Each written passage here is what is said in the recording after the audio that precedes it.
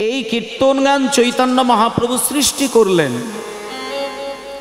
আর এই কীর্তন গানের মধ্যে এমন কিছু দিয়ে দিয়েছেন ভগবান, যেটা মন দিয়ে শুনলে পরে শুধু এই জন্ম নয়, কোটি কোটি জন্মের সঞ্চিত পাপ যদি তার জীবন সে গড়ে, 3 ঘন্টা কীর্তন শুনলে পাপের পাহাড় পর্যন্ত ধুয়ে পরিষ্কার হয়ে যায়। আবারও বলছে, 3 ঘন্টা কীর্তন শুনলে কোটি জন্মের পাপের পাহাড় ধুয়ে পরিষ্কার হয়ে তার চিত্ত শুদ্ধ হয়ে গোবিন্দ চরণে আপনা আপনি নিবেদিত হয়ে যায়। এটা 1 নম্বর কথা। আবার ঠিক উল্টো কথা বলছে যে এই কীর্তন আবার শোনার যদি দোষ হয়, সেইখানে আপনার শুদ্ধ মন, শুদ্ধ দেহ আর শুদ্ধ চিন্তা, এর মধ্যেও কিন্তু অন্যের গড়া অপরাধ বা এই প্রকৃতিতে থাকা অপরাধ বা জঞ্জালের যে অশুভ যে শক্তিগুলো বিরাজ করে, প্রকৃতিতে নানান কিছু থাকে। একটা ভালো মানুষ তার চলার দোষে খারাপ জিনিস সঞ্চয় করে, আর একটা খারাপ মানুষ চলার গুণে ভালো জিনিস সঞ্চয় করে। এখন যে জায়গাটা বলছি, এই যে হরিবাসর সাজানো হয়েছে গয়ার মহোৎসব উপলক্ষে, এখানে সন্তান হয়ে মা বাবার আত্মার শান্তি কামনার একটা মূল ক্ষেত্র হচ্ছে এই জায়গা। তাহলে একটা পুত্র মা বাবার আত্মা যাতে শান্তি পেতে পারে বা উন্নত স্তরে পৌঁছাতে পারে, শুধু মা বাবা নয়, একটা কথা বলি, মানুষ যখন গয়ায় গিয়ে পিণ্ড দান করেন বা একটা সন্তান যখন সারা জীবন মা বাবাকে স্মরণ করেন প্রত্যেক দিন দুপুরবেলায় স্নানের পরে, সেখানে কিন্তু কেবল তার মা বাবাই উদ্ধার হচ্ছে তা নয়, পিতা মাতা এই ক্ষেত্রে বলা হচ্ছে যে আপনি যখন চলে যাওয়া বিগত সমস্ত গুরুজনদেরকে আপনি এই মর্তধামে জীবিত থাকার পরে আপনার এই দেহের মধ্যে আপনার মনকে স্থির রেখে ভক্তি সহকারে যখন সেই গুরুজনদের উদ্দেশ্যে জলদান করবেন, শুধু মা বাবা নয়, আপনার বিগত যত যত যত যত গুরুজন আছেন। যেমন আমি বলে দিচ্ছি, আপনি যখন পূজার ডালা নিয়ে মন্দিরে যান, সেইখানে দেখবেন ডালার মধ্যে একটা ছোট্ট কাগজে আপনার নাম, আর পাশেই দেখবেন একটা গোত্রের নাম দিয়ে দেন। এবার ওই গোত্রটি যদি না দেন, ব্রাহ্মণ কিন্তু আপনার ডালাটাকে ঠিক জায়গায় অর্পণ করতে পারবেন না। আপনি শুধু নাম দিয়ে দিলেন, সন্তানের নাম দিলেন, নাতির নাম দিলেন, নাতনির নাম দিলেন, কিন্তু গোত্রটা দিলেন না। ব্রাহ্মণই বলবেন এইটা গোত্রটা একটু লিখে দাও। তাহলে এই যে গোত্র না লিখলে আপনার ডালাটা আপনার নামে নৈবেদ্য দেওয়া হবে না। তার কারণটি হচ্ছে যে আপনার নামে এই পৃথিবীতে একাধিক ব্যক্তি থাকতে পারে। তাহলে আপনি যে দিচ্ছেন ওই নামটার ক্ষেত্রে কিন্তু হবে না। আপনি যতক্ষণে না আপনার গোত্রটা তার পাশে বসাবেন। এই গোত্রটা কেন লেখা হয়, কেন গোত্র মিশিয়ে নিজের নামটাকে ব্রাহ্মণের কাছে জমা দেওয়া হয়, এগুলো একটু বুঝতে হবে। এই গোত্র হচ্ছে আমরা যে জন্ম নিয়েছি, আমার বাবা, তার বাবা, তার বাবা, তার বাবা, এইভাবে যে পরম্পরায় সৃষ্টি ছিলেন, মূল স্রষ্টা ছিলেন যে মহাপুরুষ, যে মুনি, যে ঋষির কাছ থেকে আপনি পরম্পরায় দেহ ধারণ করলেন, সেই ঋষির নামটাই কিন্তু আপনি গোত্ররূপে লিখলেন। তাহলে যে গোত্রের নামটা লিখলেন উনি হচ্ছেন একজন মহামুনি, একজন মহা ঋষি। আর সেই ঋষি হচ্ছে আপনার জন্মের মূল ক্ষেত্র। ওইখান থেকে আপনি অস্থি মজ্জা হাড় নিয়ে আপনি জন্ম নিয়েছেন, রক্ত মাংস দেহ নিয়ে জন্ম নিয়েছেন। তার মানে আপনি যদি এই পৃথিবীতে জন্ম থাকার পরে একটুখানি মা বাবার উদ্দেশ্যে জলদান করেন, জানবেন মা বাবা থেকে শুরু করে বিগত যতগুলো আপনি গুরুজনদেরকে হারিয়েছেন, একেবারে সেই গুরু যেখানে আপনি ওই আপনার গোত্রটি লিখলেন, ওইখান পর্যন্ত প্রত্যেকের কাছে কিন্তু আপনার ওই ভক্তিটা চলে যায়। নিতাই গৌর প্রেমানন্দে হরি। এইবার বলি, আপনি যদি ওনাদেরকে জল দিতে গিয়ে, ওনাদের নাম নিতে গিয়ে আপনার মনের মধ্যে কোনো রকম অশুভ চিন্তা এসে যায়, তাহলে আপনার ওই জলটা কিন্তু শুভ কাজে আপনার জীবনকে দেয় না, আপনার জীবনে শুভ কাজ দেয় না। ঠিক তেমনইভাবে আজকে যে কীর্তন শুনতে বসেছেন, এটা কিন্তু সেবার একটা মূল আসন। কীর্তন শোনা মানে এটা আনন্দ করার জায়গা না। কীর্তন শোনা মানে হই হই করার জায়গা না, মানুষ বোঝে না তাই হরিবাসরে দাঁড়িয়ে হই হই করে, হরিবাসর সাজায়, সেইখানে হই হই নাচ গান অমুক তমুক নানান কিছু হয়ে যায়। কিন্তু চৈতন্য মহাপ্রভু এটা নিজে সৃষ্টি করেছেন এই গান বাজনা। এই গান নিছক গান বাজনা নয়, কীর্তন গান নিছক একটা তালের গান নয়, এটা হচ্ছে ভগবানের প্রতি পরিপূর্ণ শ্রদ্ধা ভক্তি ভালোবাসা দিয়ে আত্মনিবেদন করার একটা পথ। হরি বল, হরি বল। মানে আরো পরিষ্কার করে বলে দিই, সংসারী মানুষের ক্ষেত্রে কীর্তনের থেকে ওপরে আর কোনো সেবা হতে পারে না। যেমন মায়েরা বললেন আস্তে, মনে করুন কোনো মা হয়তো সন্তানকে মানুষ করতে গিয়ে বা স্বামীকে দেখাশোনা করতে গিয়ে, স্বামীর সেবা দিতে গিয়ে, ব্যবসা বজায় রাখতে গিয়ে, আত্মীয় স্বজনের কর্তব্য পালন করতে গিয়ে আপনি মন্দিরে ঠিক ঠিক মতো সেবা দিতে পারেন নাই, কিংবা দীক্ষা গ্রহণ করেছেন গুরুদেবের কাছ থেকে কিন্তু সংসারের চাপে পড়ে আপনি দীক্ষা মন্ত্র নিয়ম করে জপ করতে পারেন না। এই ক্ষেত্রে মহাপ্রভু কিন্তু সুন্দর সংবিধান দিয়েছেন যে যারা ধর্মের পিছনে কোনো পথ অবলম্বন করতে পারেন না, তারা শুধু যদি বছরে একবার হরিবাসরে 3টে ঘন্টা নীরবে বসে মন দিয়ে কীর্তন শোনে, আর কীর্তন শুনতে শুনতে কোনো একটা মুহূর্তে, একটা সেকেন্ডের জন্য যদি তার চোখ দিয়ে দুবিন্দু অশ্রু বিগলিত করে, তার সারা বছরে না ধর্ম পালন করার কোনো অশুভ ফল হবে না, তার সম্পূর্ণ ফল ওই একটা দিনের চোখের জলে ভগবানের কাছে চলে যায়। নিতাই গৌর কিছু করার দরকার নেই, কারণ কীর্তন শ্রবণ করাটা হচ্ছে একটা পরিপূর্ণ আত্মনিবেদনের পথ, আর এটা হচ্ছে চরম সেবা। আপনাকে বলি, সেবা আপনি বিভিন্নভাবে করতে পারেন, কিন্তু কীর্তন শ্রবণের সেবার থেকে বড় সেবা কিন্তু কিচ্ছু হয় না। ভক্তি জগতে 9টা জিনিস আছে, 9টা জিনিসের মধ্যে সব থেকে প্রথম এবং প্রধান যে সেবার ভক্তির পথ সেটা হচ্ছে কীর্তন শোনা। যেমন শ্রবণং কীর্তনং বিষ্ণু শরণং পাদ সেবনং অর্চনং বন্দনং দাস্যং সখ্যং সর্বোপরি আত্মনিবেদনং।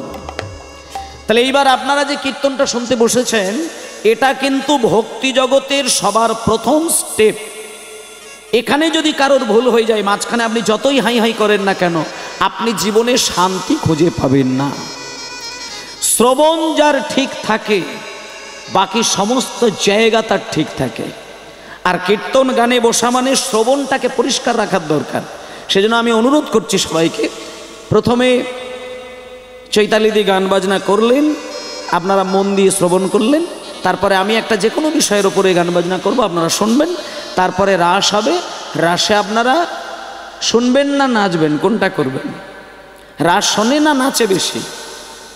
সাধারণতভাবে মানুষ চিন্তা করে যে রাস গান শুনতে যাব মানে একটু নাচবো বেশি, রাসে নাচের প্রধানটা বেশি হয়। কিন্তু একটা কথা বলিস, এটা সম্পূর্ণ মানুষের ভুল চিন্তা। রাস গান মানে কোমর দুলিয়ে, ঠ্যাং দুলিয়ে, ঘাড় দুলিয়ে, মাথা দুলিয়ে একবারে মারাত্মকভাবে নাচ করার জন্য কিন্তু রাসের ক্ষেত্র নয়। ভগবান শ্রীকৃষ্ণের তৈরি যে রাস, এগুলো একটুখানি তত্ত্বগুলো বুঝবেন, তাহলে অন্য কিছু নয়। মানে আমরা তো মানুষ, আমাদের একমাত্র মূল লক্ষ্য হচ্ছে ভক্তিটাকে সঞ্চয় করা। বলে ভক্তি সঞ্চয় করব কেন? না, ভক্তি সঞ্চয় করা মানে ভগবানের লাভের জন্য নয়। একটা কথা বলি, আপনি ভক্তি দিয়ে ভগবানকে ডাকবেন সেটা পরের কথা, কিন্তু ভক্তিটা ভগবানের জন্য নয়, ভক্তি আপনার জন্য প্রয়োজন। কারণ ভক্তি যার হৃদয়ে থাকে, সে অফুরন্ত একটা মধুর স্বাদ নিজেকে সারাটা জীবন উপলব্ধি করে যেতে পারে। যার হৃদয়ে ভক্তি আছে, সে অফুরন্ত মিষ্ট মধুর স্বাদ কিন্তু সে হৃদয়ে পায়। আর যে ভক্ত হতে পারে, সে অফুরন্ত আবেগ কিন্তু তার শরীরে মাধুর্য পুণ্যে ভরিয়ে রাখতে পারে। আর যে ভক্তিতে চলতে পারে, সমাজের প্রত্যেকটা মানুষের প্রতি তার মধুর আচরণ দিয়ে সে সবাইকে আপন করে নিতে পারে। আপনি যতই মানুষের কাছে আপন হতে যান, আপনার ভেতরে ভক্তি যদি মিষ্টি না হয়, আপনি যতই ভালো ভালো ভাষা দিয়ে তার সঙ্গে দেখান, আচরণ কিন্তু আপনার দোষ হবে। তাহলে ভক্তি হচ্ছে আপনার নিজস্ব সম্পদ, এটা ভগবানের কাছে দেওয়াটা বড় জিনিস নয়। তাহলে সেই ভক্তি আমি পাবো আমি মধুর হয়ে জীবন কাটাবো, আমি নিজের ভক্তিতে নিজে ডুব দেব, সেই ভক্তিতে ডুব দিয়ে পরমানন্দকে হৃদয়ে রাখবো, আর সেই পরমানন্দকে রেখে সারা জীবন শান্তিতে বিরাজ করব। তাহলে সেই ভক্তিটা আপনি পাবেন কোথায় এইটা আগে জানবেন। আজকে সারা রাত্রির ধরে কীর্তন হচ্ছে, আমি অনুরোধ করব যতই কষ্ট হোক হরিবাসর ছেড়ে আপনারা উঠে যাবেন না। তার কারণটা বলে দিই, এই বাসর থেকে উঠতে গেলে মানুষকে মূলত দুটি কারণে উঠে যেতে হয়। দুটো কারণে মানুষ কীর্তন শুনতে শুনতে দুম করে উঠে যায়। কেন? দুটো কারণ, মূলত দুটি কারণ। এক হচ্ছে হয় তার ঘুম জড়িয়ে আসে, আর নচেত তার খিদে এসে যায়, এটা মূল কথা। তারপরে এসে যায় শারীরিক নানান রকম সমস্যা। এবার আপনাদের বলি, শরীরের সমস্যাটা একমাত্র তৈরি হয় আপনার নিজস্ব চিন্তাধারার ওপরে। হয় আপনি চিন্তাটাকে পরিশুদ্ধ রাখতে পারেননি, আর নচেত আপনার খাবারকে আপনি পরিশুদ্ধ রাখতে পারেননি। এই দুটো কারণে আপনি নিজে অসুস্থ হয়েছেন। এবার এখানে যারা সুগারের রুগী আছে, হার্টের রুগী আছে, বা যারা প্রেশারের রুগী আছে, বা বাতের রুগী আছে, তাদের ক্ষেত্রে আমি বলবো অমাবস্যা পূর্ণিমার দিন, একাদশীর দিন, শিব চতুর্দশীর দিন একেবারে যদি মনে করেন অনাহারে দিন কাটাবেন, তাতে আপনি বেশি বেশি করে ওই রোগের ওপর থেকে আপনি ভালো ফল পাবেন। এই যে কয়েকটা দিন আগে শিব চতুর্দশী গেল, মহাশিবরাত্রি গেল, আপনারা কি করেছেন? আমি যেটা বলছি কি করেছেন জানি না, তবে কি করবেন সেটা আমি বলে দেবো, একটু পরে বলে দেবো।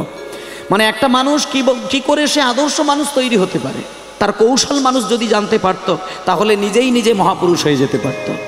চৈতন্যদেব তিনি অবতার শ্রেষ্ঠ, রামকৃষ্ণদেব তিনি মহাপুরুষ, স্বামী বিবেকানন্দ তিনি একজন শ্রেষ্ঠ মহাপুরুষ, নেতাজি সুভাষচন্দ্র বসু, রামকৃষ্ণদেব, যারই কথা বলবেন তারা কেন এত মহান হয়েছেন?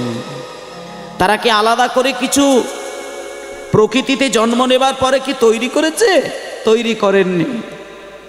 এক হচ্ছে জন্ম জন্ম ধরে বিগত জন্ম থেকে তারা সুফল আদায় করে নিয়ে মানব কুলে জন্ম নিয়েছেন, আর এই প্রকৃতিতে জন্ম নিয়ে তাদের পথ চলা, পরিশুদ্ধ চলার পথ থেকে তারা এই জায়গাগুলো তৈরি করেছেন। তাহলে আমি আপনাদের বলবো কেমন করে কি করে জীবন ধারণ করলে আপনার সংসারে আপনি স্বর্গ নামাতে পারবেন, আর কেমন পথে ভুল হলে আপনি আপনার স্বর্গের মধ্যে নরক সৃষ্টি করবেন, সেই বিষয়গুলো জানিয়ে দেব। তার আগে একটা কথা বলবো, সবাই মিলে হাত জোড় করে একটা গান গাইব, এবং সেই গানটা আমিও গাইব, আপনারাও গাইবেন, আমার স্টাফেরাও গাইবে। এই গানটা আজকের ক্ষেত্রে শুধু নয়, আমি আপনাদের বলে দেব ঠিক ব্রাহ্ম মুহূর্ত যখন হবে, আস্তে দাঁড়াও, ব্রহ্ম মুহূর্ত, আস্তে বাজাবে। ব্রহ্ম মুহূর্ত এমন একটি মুহূর্ত যে মুহূর্তে মানুষ ভগবানকে যদি উপাসনা করতে পারে, ভগবান তার নিজস্ব শক্তি ব্রহ্ম মুহূর্তে তার ভক্তকে দান করেন। এবং সেই ব্রহ্ম মুহূর্তটা কি সেটা আমি বলে দিচ্ছি, শোনেন। এই যে 24টা ঘন্টায় আমাদের একদিন ধরা হয়, আমি প্রথম দিকে যেটা শুরু করেছিলাম, 24 ঘন্টায় একদিন, আর 8টি প্রহরে হয় একদিন, আর এক একটি প্রহর হয় 3 ঘন্টা, আর 30টি মুহূর্তে হয় 24টি ঘন্টা। 30টা মুহূর্ত দিলে তবে আমাদের 24 ঘন্টা আবর্তিত হয়। তার মধ্যে 48 মিনিট হলে তবে একটা মুহূর্ত হয়। এই হিসাবগুলো একটু মাথায় রাখার চেষ্টা করবেন। 48 মিনিটে এক মুহূর্ত, 15 মুহূর্তে হয় একদিন, একটা সারাদিন, 4টে প্রহর, আর সারা রাত্রির মধ্যে হয় 15টি মুহূর্ত। মোট 30টি মুহূর্ত মিলে 24 ঘন্টা কাটে। তার মধ্যে আপনাদের বলে দিই, রাত্রির 14 নম্বর মুহূর্ত যখন হয়, এইটা মানুষের কাছে সব থেকে বেশি গুরুত্বপূর্ণ সময়। কেউ যদি 24 ঘন্টার মধ্যে কোনো সময় ঈশ্বরের নাম নাও নিতে পারে, কিন্তু ঠিক রাত্রির 14 নম্বর মুহূর্ত যেটা হয়, সেই মুহূর্তটা আগেকার দিনে যেটা প্রথা ছিল, আমার নিজের ঠাকুরমা যেটা করতেন, ঠিক ওই 14 নম্বর মুহূর্তে আমার ঠাকুরমা যতই রাত্রিতে ঘুমাতে যান, ওই মুহূর্তটা ঠাকুরমাকে ঘুম পাড়িয়ে রাখতে পারা যেত না। ঠাকুরমা উঠতেন, এবং সবার প্রথমে ঠাকুরমার কাজ হচ্ছে শঙ্খটাকে বাজানো, তারপরে সমস্ত কাজের ওপরে দায়িত্ব নেবে। তাই এখানে যতগুলো মা বাবা আছেন আমি তাদেরকে গুরু দায়িত্ব দিয়ে দিচ্ছি একটা, আপনারা 14 নম্বর মুহূর্তে অন্তত 5টা মিনিটের জন্য উঠে হলেও আপনার বাড়িতে শঙ্খধ্বনিটা করবেন।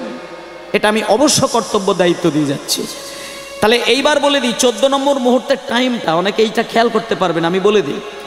বলছে সূর্য উদয়ের 92 মিনিট আগে থেকে সূর্য উদয়ের 48 মিনিট আগে পর্যন্ত যে সময়সীমাটা থাকে ওইটাকে বলা হচ্ছে ব্রহ্ম মুহূর্ত।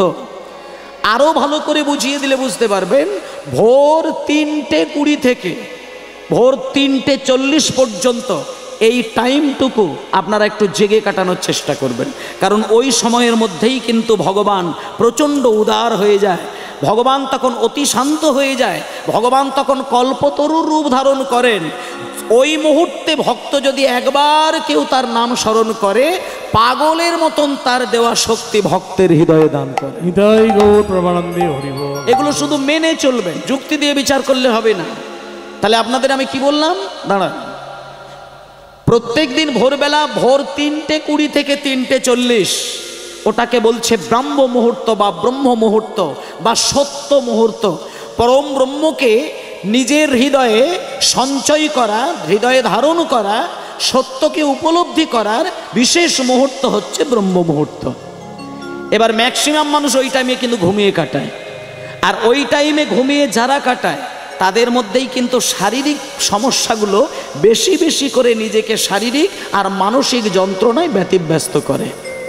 আর যে 4টে রোগের কথা বললাম তারা অন্তত ব্রহ্ম মুহূর্তে 10টা মিনিটের জন্য উঠবেন, উঠে আপনার বাসি বিছানায় বসবেন, বসে 10 মিনিটের জন্য আপনি এক মন প্রাণ দিয়ে একটুখানি যেটা করবেন আমি বলে দিচ্ছি, উঠে 10টা মিনিট অন্তত একাসনে বসবেন, বসেই ভজ গৌরাঙ্গ লহ গৌরাঙ্গ, সেটা আমি একবার আপনাদের বাজিয়ে দিচ্ছি, সেটা একটু বাজাবেন। লহ গৌরাঙ্গে নাম রে। এই মুহূর্তে সবাইকে গানটা গাওয়াবো। কাল থেকে প্রত্যেক দিন 3:30 সময় উঠে 5টা মিনিট সময় দিয়ে গান করবেন, দরকার হলে আবার ঘুমিয়ে পড়বেন। অভ্যাসটাকে তৈরি করুন, আপনি একদিন অবশ্যই গোবিন্দের চরণ পাবেন। তাই সবাই মিলে বলুন, ভজ গৌরাঙ্গ লহ গৌরাঙ্গ কহ গৌরাঙ্গে নাম রে। সবাই মিলে ভজ গৌরাঙ্গ লহ গৌরাঙ্গ কহ গৌরাঙ্গীর নাম রে। হাতটাকে এরকম গুটিয়ে গুটিয়ে করলে হবে না, মানে কোনো এর ভার নিতে পারছেন না যেন এমন মনে হচ্ছে, ওভাবে করলে হবে না। ভগবান তোমাকে বলি মায়েরা, ভগবান তোমাকে অসম্ভব শক্তি দিয়েছে। তুমি বলতে পারবে না ভগবানকে যে তুমি আমায় দুর্বল করে দিয়েছো, এটা বলতে পারবে না। সন্ধ্যা থেকে রাত্রির 12টা পর্যন্ত যে মানুষ একভাবে কীর্তন শোনে সে পূর্ণ শক্তিমান, এটা আমি গ্যারেন্টি দিয়ে দিলাম। 1 ঘন্টা হরিবাসরে বসে থাকা সবার দ্বারা সম্ভব হয় না। সারাদিন কর্ম করে যাবে, কিন্তু হরিবাসরে 1 ঘন্টা বসে হরিনাম শুনবে, এটা ভগবানের অপার করুণা ছাড়া কোনোদিন সম্ভব হতে পারে না। একটু জল দেবে, জল খাবো, মশা ঢুকে গেছে গায়ে, দাও। সর্বনাশ হয়ে গেছে, প্রচুর মশা।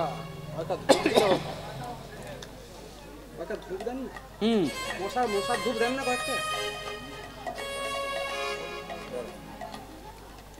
ও মা, দেখি সবাই মিলে একটুখানি গানটা গাইবো, 2 লাইন গাইবো, আর তালি দেওয়াটা শিখিয়ে দিচ্ছি। একটুখানি বলি, রাত্রির হয়েছে তো, আর যেহেতু রাত্রির হয়েছে তত্ত্বের ওপর দিয়ে একটু বেশি যাব। দিদি তো অনেক নাচ গান করলেন, নানান রকম জায়গা আপনারা দেখালেন, খুব আনন্দ করেছেন, বিশাল বিশাল বিশাল বিশাল ব্যাপার। তা ওটা আমি করছি না, আমি কিন্তু একটু ভাবের জায়গাটা পরিষ্কার রাখতে চাই। কীর্তনের মূল অঙ্গ কিন্তু ভাব, ভাবের মেরুদণ্ড। ভাবের মেরুদণ্ডটা কীর্তন গানে যদি না থাকে সেখানে ভক্তের মন দোলে না। আর ভক্তের মন যদি একবার না দোলে তাতে কি হবে জানেন তো, চোখ থেকে জল বেরোতে চায় না। আর চোখ থেকে জল যদি না বার হয় গোবিন্দের প্রসাদ বানানো যাবে না। আর জল মেশানো প্রসাদ যদি না থাকে গোবিন্দ তার গোলক থেকে নেমে এসে ভক্তের কাছে গড়াগড়ি দেবে। হরি বল হরি বল। কারণ ভগবান বলেছেন যে আমাকে যদি কাঁচা ফল কুচিয়ে দাও আমি কথা দিলাম খাবো, কিন্তু তোমরা তো সংসারী মানুষ, ছেলেকে, পুত্রকে, নাতিকে, নাতনিকে, স্বামীকে খাওয়াতে গেলে অনেক সময় পয়সা তোমাদের কুলায় না। তাতে ভগবান নিজে থেকে মুখ বাড়িয়ে বলেছেন যে ফল যদি মনে হয় মাঝে মধ্যে দিতে পারবে না, আমাকে নিয়ে টেনশন করো না, তোমরা গাছে ফুলের বাগানে যাবে, একটা ফুলকে খসিয়ে নিয়ে প্লেটে দেবে, শুধু একবারটি বলবে, হে গোবিন্দ, আজকে আমি কিচ্ছু দিতে পারি না, শুধু একটা ফুল তোমার চরণে দিলাম। যন্ত্রণাদায়ক, জল দাও, জল দাও, মশাটা না যাচ্ছে বাইরে, না যাচ্ছে ভেতরে, সমস্যা দাও।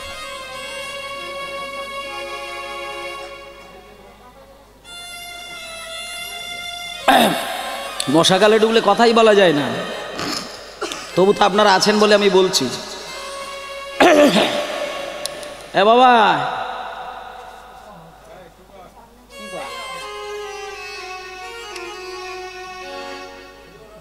কথা নেই বাবা, একদম কথা নেই, হ্যাঁ একদম চুপ। হরি বল, নিতাই গৌর হরি বল, গৌর হরি বল, হরি বল। তাহলে যে কথাটা বলছিলাম যে সেই জন্য আস্তে কীর্তন হচ্ছে সেই রসের জিনিস যা শুনলে পরে মানুষের কোনোভাবেই ইচ্ছে যাবে না আমি কোমর দোলাবো বা ঘাট দোলাবো, মাথা দোলাবো।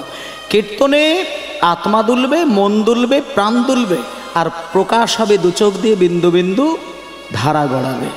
এটা যেদিন হলো সেদিন জানবেন আপনি পরতত্ত্বের সন্ধান করেছেন, পারমার্থিক সুখকে লাভ করেছেন এবং সেই পরম ব্রহ্ম শ্রীকৃষ্ণের চরণের দাসী হতে পেরেছেন। মায়েরা, কতকগুলো আপনার সংসার জীবনে চলার কৌশল আমি দেখিয়ে দেবো। তাহলে ব্রাহ্ম মুহূর্তে উঠে যেটা করবেন, একটু এইবার ভালো করে হাতটাকে চাকিয়ে এইভাবে বাহুটাকে কোণ করে নয়, বাহুটাকে সোজা করে আর আঙুলগুলোকে স্পর্শ করে। সব জিনিসেরই একটা নিয়ম আছে।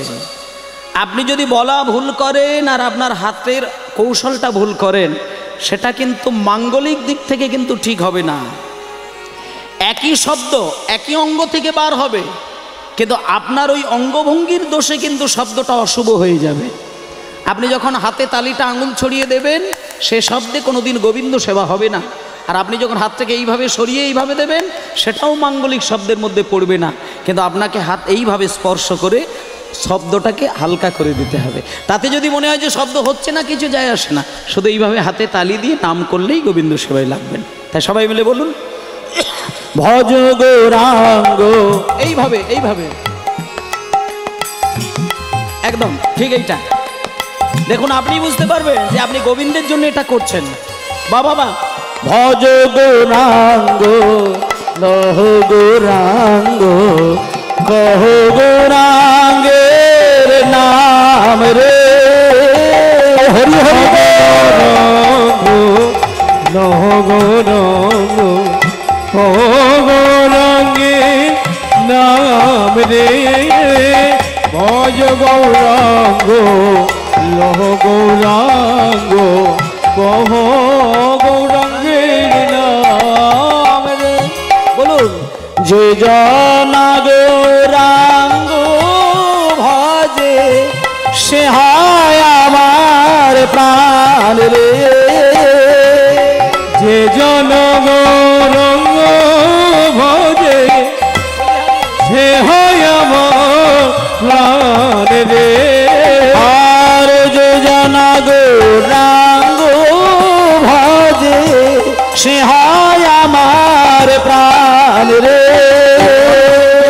জনা গৌরাঙ্গ ভজে, সে হয় আমার প্রাণ। সবাই বলুন, ভজ গৌরাঙ্গ, লহ গৌরাঙ্গ, কহ গৌরাঙ্গের নাম রে।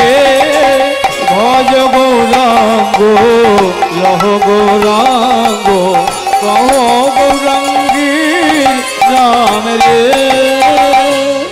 জয় নিতাই। তাহলে মায়েরা, এই যে ভজ গৌরাঙ্গ, লহ গৌরাঙ্গ, কহ গৌরাঙ্গের নাম রে, এটা গৌরাঙ্গকে খুশি করার জন্য ব্রহ্ম মুহূর্তে উঠে আমার প্রথম কাজ হচ্ছে আমি গৌরকে স্মরণ নিলাম। আর গৌরকে যে পোছে না, গৌরকে যে মানেন না, আমি বলে দিচ্ছি, সে যতই দামি দামি মন্দির তৈরি করে, সেইখানে যতই রাধা মাধবের বিগ্রহ তৈরি করুক বা মা কালীর চরণে আছাড় খেয়ে পড়ুক, নিতাই গৌরের বিগ্রহে যদি কেউ জল না দেয়, নিতাই গৌরের চরণে যদি কেউ আত্মনিবেদন না করে, রাধাকৃষ্ণ বলে যতই কাঁদুক কৃপালাভ হবে না।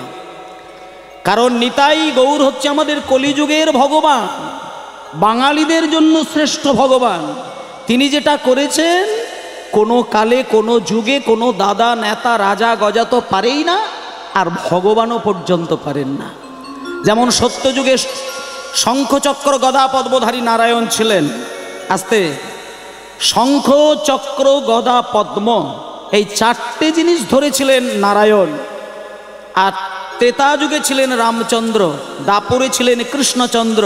এই তিন যুগের ভগবান যেটা পারেন নাই, কলিযুগে গৌর হরি তার থেকে লক্ষ গুণ বেশি ভক্তকে দিয়েছে। হরি বল, হরি বল। তাই জন্য মায়েরা, খুব সহজে যদি মনে হয় যে আপনি আপনার একটা পরিপূর্ণ মানুষ হয়ে দাঁড়াবেন, তাহলে কাউকে ডাকতে হবে না, আপনি শুধু নিতাই আর গৌরের চরণে জল ঢালবেন। এখন সবাই কি বাড়িতে 10 লাখ টাকা 20 লাখ টাকা দিয়ে মন্দির গড়তে পারে? সবাই পারে না। আর আপনার বাড়িতে একটা মন্দির হলো না বলে আপনি আপনার স্বামীকে বলবেন যে একটা মন্দির বানাও, মন্দির বানাও, মন্দির বানাও, আমার বহুদিনের শখ, আমি মন্দিরে গিয়ে সেবা দেব, ডালা দেব, এসবগুলো কথা নয়। মন্দির বানালেই আপনি ভগবানকে আনতে পারবেন, মন্দির বানালেই সেইখানে ঈশ্বর এসে বিরাজ করবে, এটা কোনো গ্রন্থে লেখা নেই, কোনো গ্রন্থে লেখা নেই। আপনার রান্নাঘরের পাশেই একটা তালপাতা দিয়ে ঘর করবেন, সেই ঘরে ক্যালেন্ডার রাখবেন, কিচ্ছু দরকার নেই। যখন মনে হবে আপনি ঈশ্বরের উপাসনা করবেন, ওই তালপাতার ঘরের মধ্যেই গিয়ে আপনি ঈশ্বরকে ডাকবেন। আর ভগবান ওই তালপাতার কুঁড়ে ঘরেই হামাগুড়ি দিতে দিতে গিয়ে ভক্তের হাত থেকে প্রসাদ গ্রহণ করবেন। এটা ভগবানের বাণী। ভগবান বলেছেন, আমাকে ফল দিলে খায়, ফুল দিলে খায়, পাতা দিলে খায়, আর শুধুমাত্র চোখের জল দিলে আমি তার কাছে বিক্রি হয়ে যায়। মানে ভগবানকে যদি মনে করে কেউ কিনবো, কিনে রাখবো, যেমন গোপীরা কিনেছিলেন। বৃন্দাবনের যারা গোপী, ললিতা, বিশাখা, চিত্রা, চম্পকলতা, ইন্দুরেখা, সুদেবী, রঙ্গদেবী, এই যে বৃন্দাবনের গোপীগণ, এরা কিন্তু কৃষ্ণকে কিনে রেখেছিলেন। গোপীরা যদি মনে করতেন যে আমি কৃষ্ণকে আমার গলার একটা চেনের মধ্যে লকেট করে ঝুলিয়ে রাখবো, তারা পারতেন। গোপীরা যদি মনে করতেন যে কৃষ্ণকে কোথাও ছাড়বো না, আমি সারাটা জীবন ধরে আমার চুলের খোঁপার বিনুনির মধ্যে রেখে দেব, তাও পারতেন। এত তাদের ক্ষমতা ছিল, কিন্তু করেননি। কেন না? কৃষ্ণ হচ্ছে পরম পুরুষ, আর ললিতা, বিশাখা, চিত্রা, চম্পকলতা এরা হচ্ছে নারী। তাই ভেবেছিলেন যে ব্রজে নারী রূপে যখন আমরা সদাই কৃষ্ণকে বুকে জড়িয়ে রাখবো, লোকে আমাদেরকে কলঙ্কিনী বলবে। আর কোনো রকম কোনো নেগেটিভ কথা, উল্টো কথা, অশুভ কথা যখন ভক্তের মনে ব্যথা দেবে, তখন ভক্তিতে আঘাত আসলে তাতে প্রাণ কৃষ্ণ কষ্ট পাবে। তাই আমরা এ জন্মে মাকে কথা দিয়ে গেলাম, মায়ের কাছে হাত পেতে একটা জিনিস চেয়ে গেলাম, মা তুমি আগামী জন্মে আমাদেরকে আর নারী করে পাঠিও না, পুরুষ করে পাঠাবে। সারাটা জীবন আমরা ভগবানকে হৃদয় মাঝে জড়িয়ে ধরে রাখব। হরি বল, হরি বল। তাই সেই গত জন্মে যারা ছিলেন গোপীগণ, তারা এই কলিযুগে জন্ম নিলেন গৌর ভক্ত হয়ে।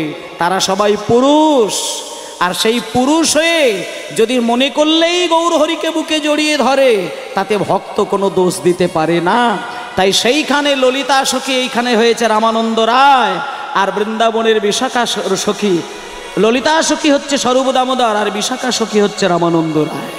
প্রধান ভক্ত দুইজন, আর মাঝখানে গৌর হরি আমার। এইভাবে ক্রন্দন করছেন। কেমন ভাবে? স্বরূপের গলায় ধরি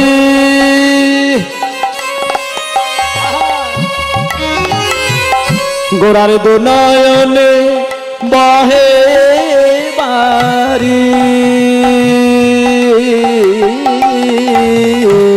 স্বরূপের গলায় ধরে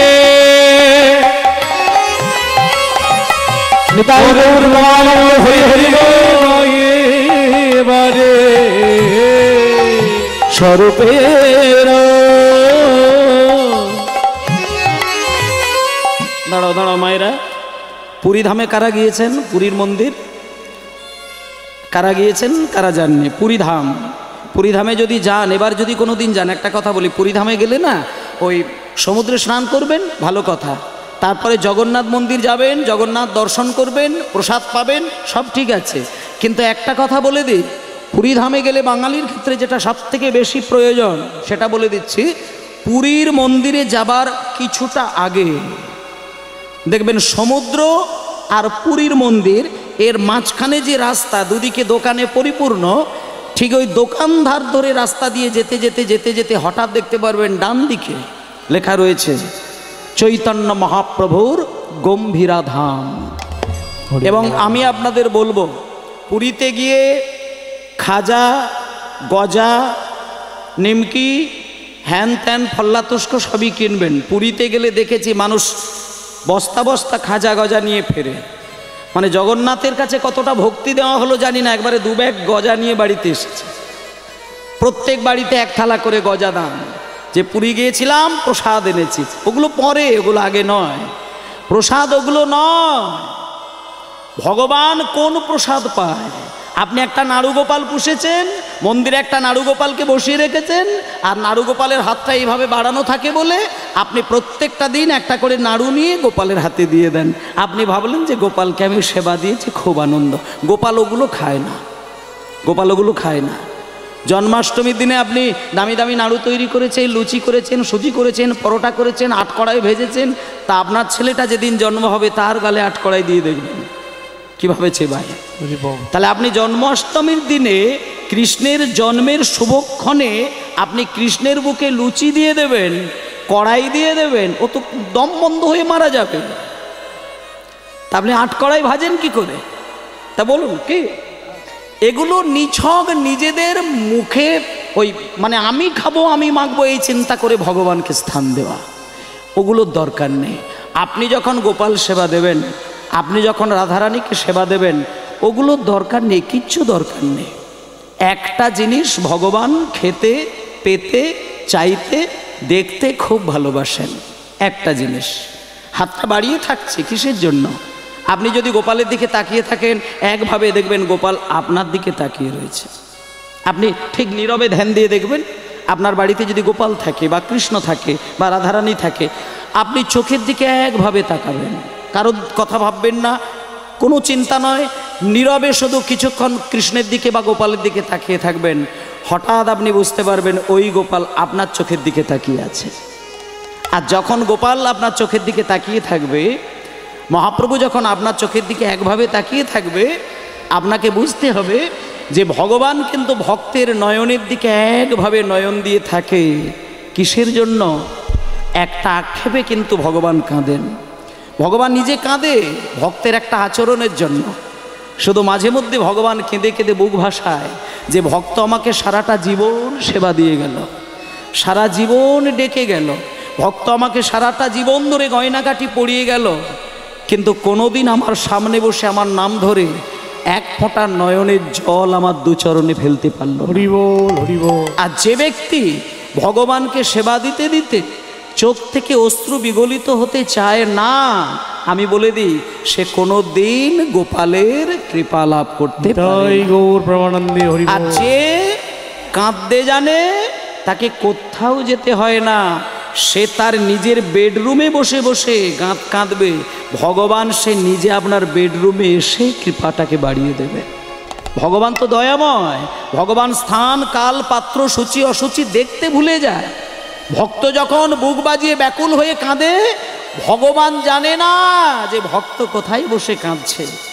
আপনি যদি পায়খানা ঘরে বসে ভগবানের নাম নিতে নিতে কেঁদে ওঠেন, ভগবান ওই পায়খানা ঘরে গিয়ে আপনার চরণ যুগল বাড়িয়ে দেবে। এটাই হচ্ছে ভগবান।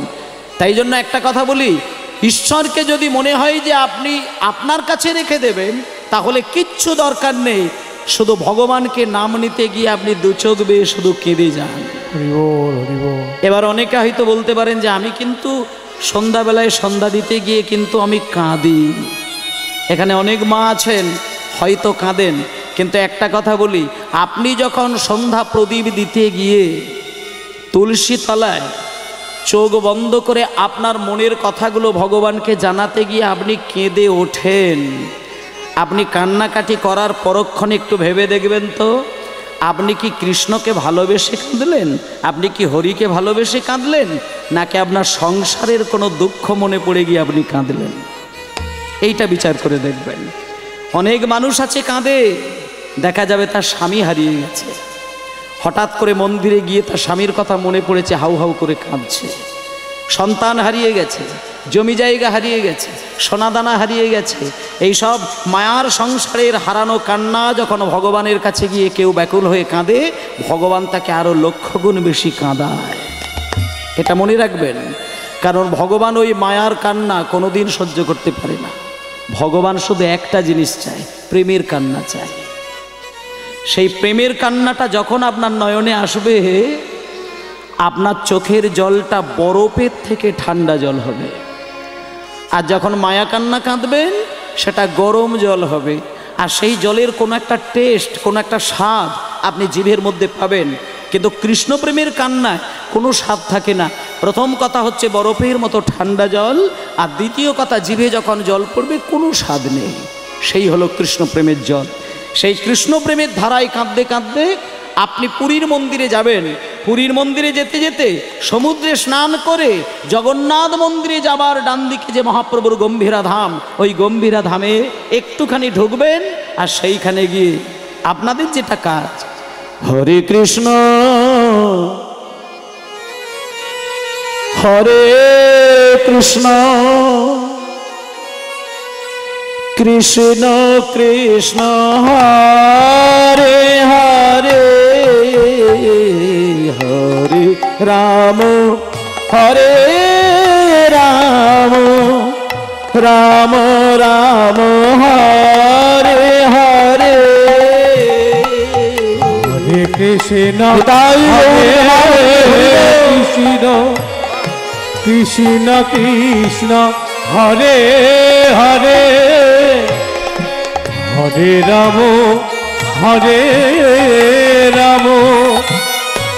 রাম রাম হরে হরে হরে কৃষ্ণ কৃষ্ণ কৃষ্ণ হরে হরে হরে রাম রাম রাম হরে হরে কৃষ্ণ হরে কৃষ্ণ কৃষ্ণ কৃষ্ণ হরে হরে হরে রাম রাম রাম হরে হরে হরে কৃষ্ণ কৃষ্ণ কৃষ্ণ হরে হরে হরে রাম রাম রাম হরে হরে হরে কৃষ্ণ কৃষ্ণ কৃষ্ণ হরে হরে হরে রাম রাম হরে হরে হরে কৃষ্ণ